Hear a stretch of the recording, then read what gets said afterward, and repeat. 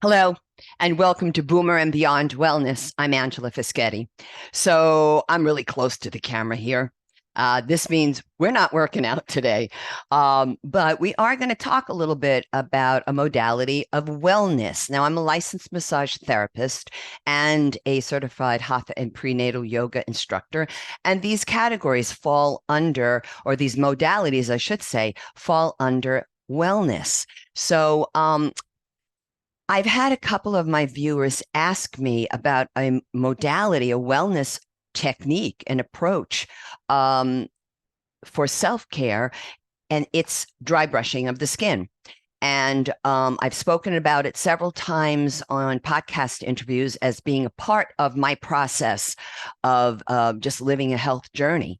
And so that's what we're going to do today. But instead of showing you how to dry brush the skin, because it's going to be in part 2 where I do that, I want to talk to you a little bit about the dry brushing of the skin, about the technique, but also about the science and anatomy of what it so greatly affects, which is the lymphatic system. So I'm going to ask for you to be super kind, as I just learned how to do a keynote presentation from Mac. And I'm not a PowerPoint or a presentation type of person because I'm so used to being physical and showing you the work. But I also talk authentically from my heart and from my experience.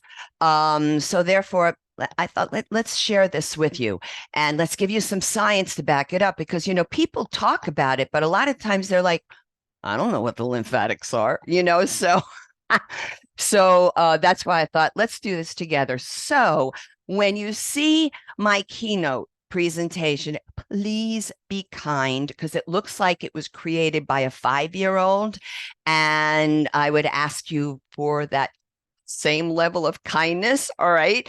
Because I'm trying to level up my tech for you folks. I'm 65 and trying to learn and embrace as much as I can. And by the end of September, I will also be working on have worked on leveling up my camera. All right. So we're getting there step by step. So let's go to a screen share, only my second time ever doing this too, by the way. All right.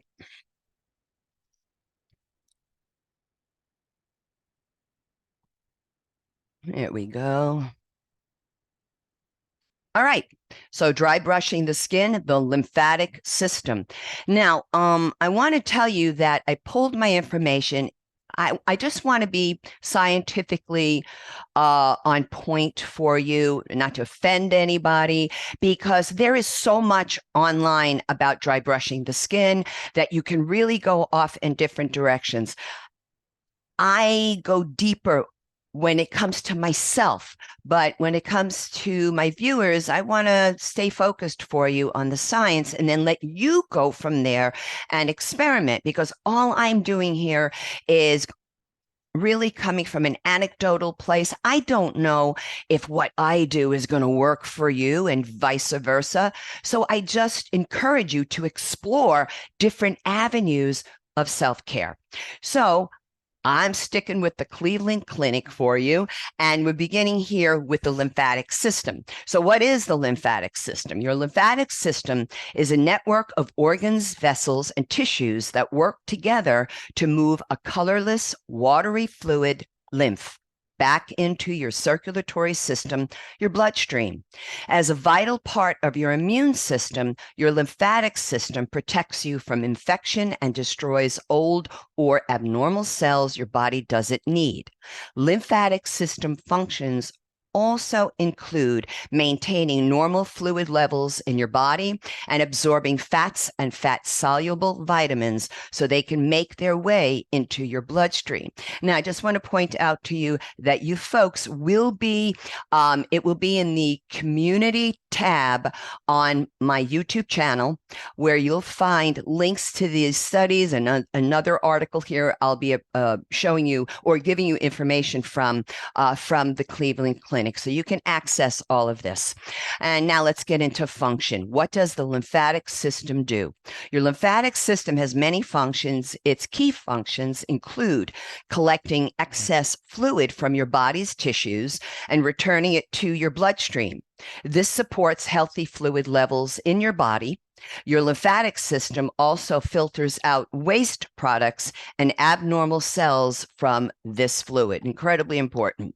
Helping your body absorb fats and also protecting body against invaders. Your lymphatic system is part of your immune system. It produces and releases lymphocytes, a type of white blood cell, and other immune cells. These cells look for and destroy invaders, such as bacteria, viruses, parasites, and fungi that may enter your body. So how does the lymphatic system work? Every day, about 20 liters of plasma, the liquid part of your blood, flow out of tiny pores in the thin walls of your capillaries. Imagine water seeping out of a sponge. Where does this liquid go? It delivers oxygen and nutrients to the tissues surrounding each capillary. The tissues hungrily soak up all the nutrients while leaving behind waste, like a kid who finishes their food but leaves behind a pile of sticky napkins. And now you're going to get to see some of the images here. The plasma doesn't mind cleaning up the mess. It picks up the waste and then returns to your bloodstream the same way it came, by flowing back through the pores in your capillary walls.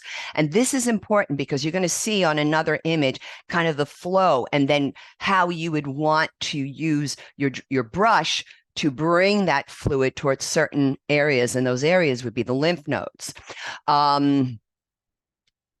Each day, about 17 liters of plasma return to your bloodstream in this way. Since 20 liters initially flowed out of your capillary walls, that means 3 liters are still roaming around in your body's tissue. That's where your lymphatic system steps in. Tiny lymphatic capillaries pick up this remaining fluid from your tissues. The fluid changed its name during its journey. Now, instead of plasma, it's called lymph. Your lymphatic capillaries move the lymph into larger tubes called lymphatic vessels. So if you look at my cursor here, you're going to see these are all the lymphatic vessels. Now, I have another graphic image for you that I'm going to show you momentarily that you'll see really it's not just on the anterior side. And yes, they run all the way down the feet. It's also on the posterior side.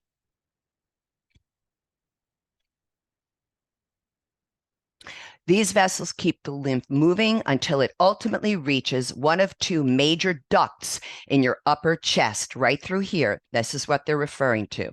These are called your right lymphatic duct. Now I'm pointing, this is his right side. All right, his right side.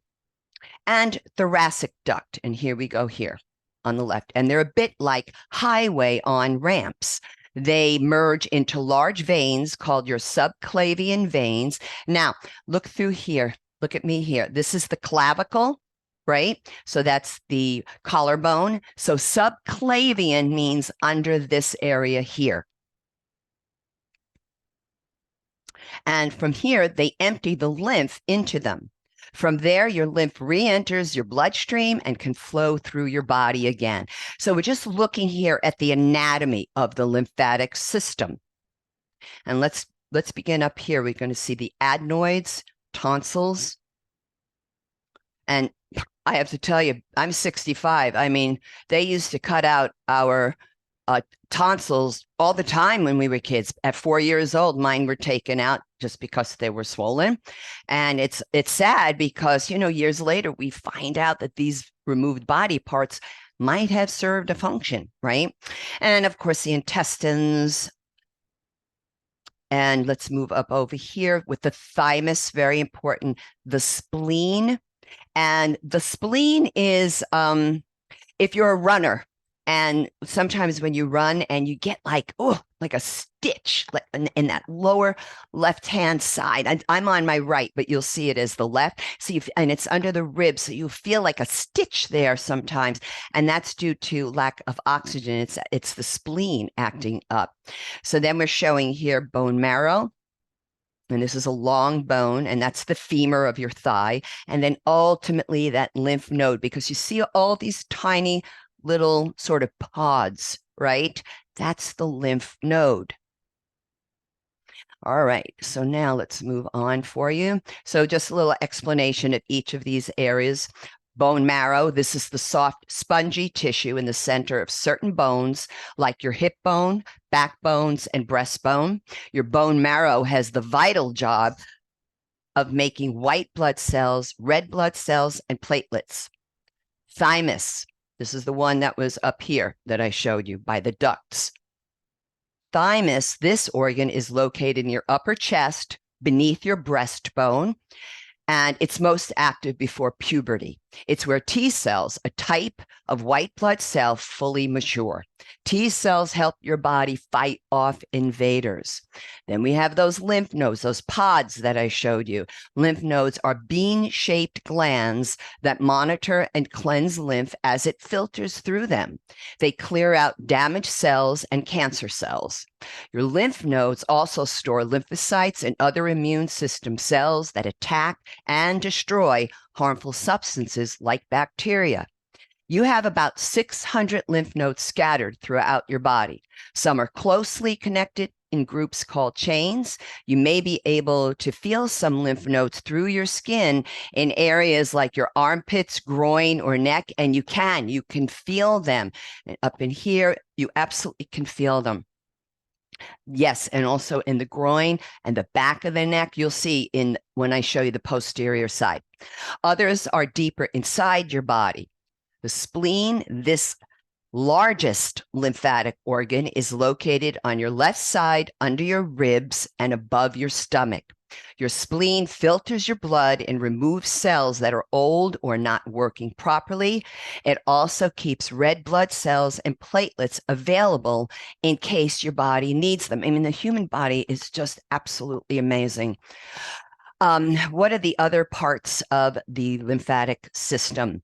So your lymph, which is also called lymphatic fluid, is a collection of the extra fluid that drains from cells and tissues in your body and isn't reabsorbed into your capillaries. Lymph contains many different substances, including proteins, minerals, fats, damaged cells, cancer cells, and germs. Lymph also transport infection-fighting white blood cells, the lymphocytes. Lymphatic vessels, and those were those long striations that I pointed out to you. Lymphatic vessels are tubes that form a complex network throughout your body.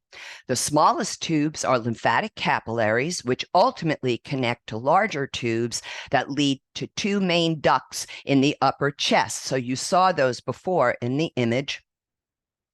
The pulsing, listen to this, the pulsing of nearby arteries and squeezing of nearby muscles help fluid move through your lymphatic vessels. So what's that telling us? Movement, exercise. This is why I wanted to talk to you about this. These vessels contain one-way valves that keep lymph moving the right way. The collecting ducts, two main ducts in that upper chest, showed you here before, right? Empty lymph into your subclavian veins. These are your right lymphatic duct and thoracic duct. These ducts are like highway on-ramps or merging points where lymph rejoins your bloodstream. And the tonsils and adenoids, these structures trap pathogens from the food you eat and the air you take in. And just imagine removing the tonsils. It's amazing to me. I had, growing up, dealt with sore throats all the time. Now we know why. Well, partially we know why. They're part of your body's first line of defense against invaders. Your tonsils are in the back of your throat. You saw that in the image, and your adenoids are just behind your nasal cavity, thus higher, but are only active during childhood. So the rest of the article you're going to have access to, I promise. You'll be able to download and print out. Now we're going to go here. So they're talking about the lymph node, right? And take a peek here. It's just so amazing looking, this thing.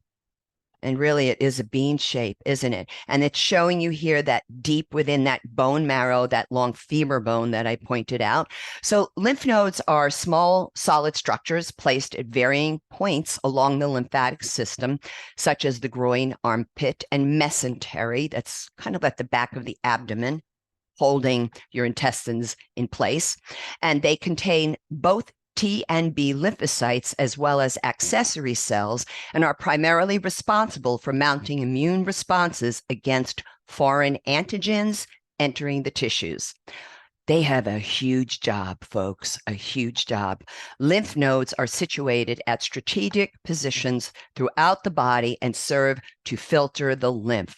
So let's go here and just point out again the vessels, the ducts, the thymus, all of this. It's unbelievable. And the mouth is open to remind us about the tonsils. Here's that spleen, all down here through the abdomen. And of course, it just keeps traveling. And oftentimes lymphatics are in books and what have you, are graphically shown as green. So the structure of lymph nodes. So let's take a peek at these two here. Each lymph node has 4 to 5 afferent vessels that bring lymph to the node, while only 1 efferent vessel draining lymph away from the node. So here we go. The afferent vessels, I'm pointing out, and then here's that 1 efferent vessel.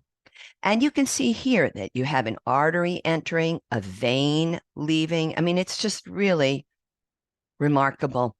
Okay, let me move to the next one. So here we have now, we're going to trace this now to dry brushing of the skin. So let's talk about the benefits of it. I personally think there are more, but that's going to be anecdotal. This is what Cleveland Clinic states is acceptable. So this is what I'm going to tell you. So it's detoxifying the skin. Dry brushing is stimulating the nervous system, giving your skin a more radiant glow, and it really does. And of course, it's a type of exfoliator.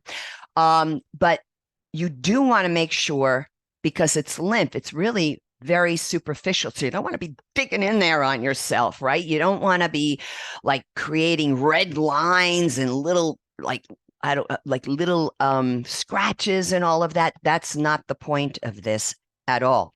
So this is why I'm saying it's gentler on your skin than scrubbing in the shower. So it'll give you an idea of how lightly you're doing this. Hot water inflames your skin and even strips away oils, fats, and proteins that keep your skin healthy.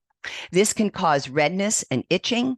Brushing your skin while it is dry allows you to exfoliate and increase blood circulation without robbing it of moisture the way the hot water in your shower can. So now they recommend a type of brush to use. You'll want to use a natural stiff bristled bath or shower brush, preferably one with a long handle. Some bristles are stiffer than others, and it depends on your skin's sensitivity and preferences. The long handle is helpful for tough to reach areas like your back. Now, I'm going to tell you something. My personal experience this is my personal experience, not flying in the face of Cleveland Clinic. It's just my personal experience. The long handled brushes, they fall off. They do.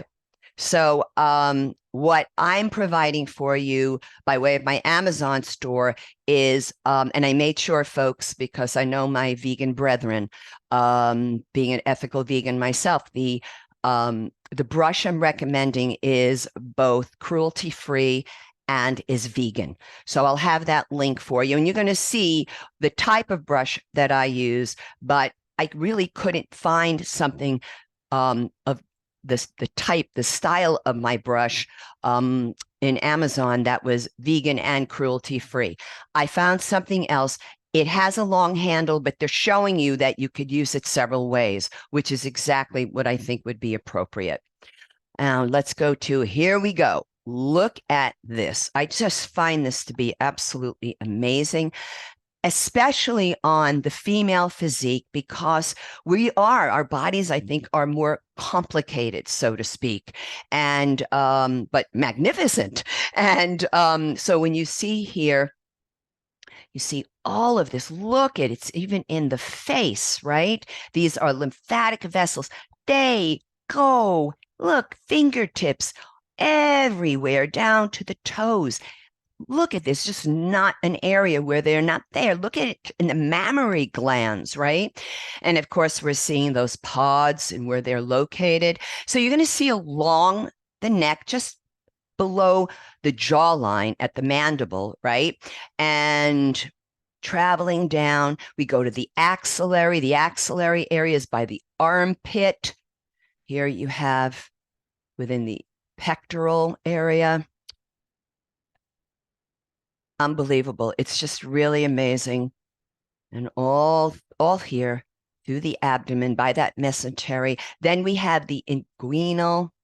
So this is giving you an idea when you actually do dry brushing of the skin, you follow the path of the vessels toward the nearest cluster of lymph nodes. That's where you drain out into.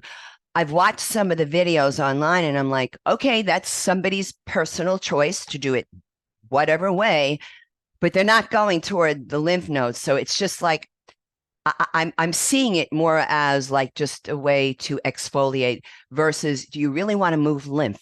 Right? Because I'm standing here at my standing desk, and I'm telling you that if I were to stand here for any longer than a half an hour or more, I would start to get fluid to accumulate in my ankles, in my feet, in my calves. You gotta move. So when I'm working, I'm going to start doing stuff like this, right? Some heel raises, because what did that do? It squeezes the muscle. It helps pump the fluid. What the lymphatic, the lymph nodes, the lymphatic vessels, I should say, they don't have a pump. We have to pump them. And the only way we can do it is through movement or that physical pressure. So let's say when I give a massage, that's going to move lymph. If my intention is to move lymph, if I'm going to go super deep, that's not a lymphatic massage. All right. That's a whole nother story. Now let's look at the posterior side. So this, I really like this a lot on this side, because you could see how you're going to take your brush and you're going to travel up. Here we go, to the popliteal area that's directly behind the knee. And a lot of times you'll get an edema accumulation there, but you could also kind of release it from there as well. So just follow the vessels. And what happens now, what's missing here, and you'll see it on another image I'm going to show you of the path that you take when you dry brush. And you'll see that there are actually some lymph nodes here. So you're going to you just want to get that fluid toward these areas. Now, what happens when you get all here? I mean, you don't have anything until you get to the subscapular lymph nodes. That means the scapulae are your shoulder blades. That means below or beneath, okay?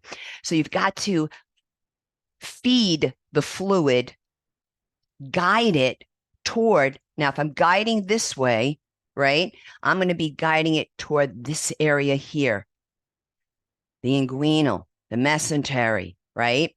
So you go from the back and you go around. Okay, you can go up here and you'll get some to drain out. But then what about if I go up here? Well, guess what? You've got to pull the fluid down to the front of the chest. And that's where we start getting here into the axillary area. That's the armpit, right? And the same thing now, when I go to do my arms, you'll see that I'm going to be holding my arm up and stroking this way toward that axillary, right? And so I just want you to see this because I just think it's phenomenal to see it on a female physique. So here is the path you follow with your brush, and it's very clear which way to go toward the nodes. You see here, there's nodes, right? So you're going to travel there. And once you start getting in these areas, you start wrapping around. You could still travel up here, the posterior side. We even have, this is the cubital area by the elbow. We even have them there. And we can see that you can sweep out and down, across and up. Oh, look at all this. All lymph nodes, right? And then we go to the anterior side. Look at all that. And you follow the path. Antecubital, axillary, cervical. Look at this. It's just amazing. And this is showing you that you can take, if you wish, you could take like a circular pattern when you do your strokes. And finally, contraindications. So I wanted to include this for you. It's contraindications or medical disclaimers. And this is, again, according to the Cleveland Clinic, and I absolutely am spot on here with this. It's possible to use dry brush with sensitive skin, but the bristles must be firm to be effective. With too sensitive skin, use a dry washcloth. And I've done that in the past, by the way. If you see redness, swelling, or inflammation while brushing, stop right away. Never brush over moles, warts, or raised bumps. See your dermatologist if you have questions. Avoid dry brush or cloth on broken skin, and this includes cuts, scrapes, lesions, sores, or burned skin, including sunburns. Never brush over areas of infection, redness, or general irritation, inflammation, cellulitis, and please do not confuse that with cellulite. Itis always implies inflammation, so cellulitis or skin cancer. Stop dry brushing if skin becomes irritated or inflamed. You want to avoid using a dry brush on your face since the skin is more sensitive than on the rest of your body. Suggested is to use more gentle products and methods that are designed specifically for it. So I'm going to stop my screen share because I have another comment. I have another comment about that. So I understand where they're coming from about not doing the face, but I do. All right. But I'm not telling you you should. Okay. I'm telling you, listen to Cleveland Clinic. People want to know what I do. That's what I do. But my brush for the face is, I literally bought a baby brush and do it very, very lightly. However, to stay conservative with it and careful, abide by what Cleveland Clinic says, because we want to keep you safe. All right. That's just my personal journey. So that's what we have for you today on Boomer and Beyond Wellness. Part 2 will be, it won't be super long at all. It kind of goes fast, folks, but I'm going to show you a little massage, little self-hack you can do to get those vessels, those lymphatic vessels going for you. All right. That'll be in part 2. Thank you all so much, folks. If you appreciate the content, please subscribe. I have 157 followers. I'm looking for 160 by the weekend. I would really appreciate your help with this. And until next time, we're dealing with a very serious heat index throughout the world, so please stay hydrated. And you know that I live a whole food plant exclusive lifestyle, so I'm going to just suggest that you eat your greens, eat your beans, enjoy your workouts, but stay safe, stay hydrated with water, and be well. Thanks so much.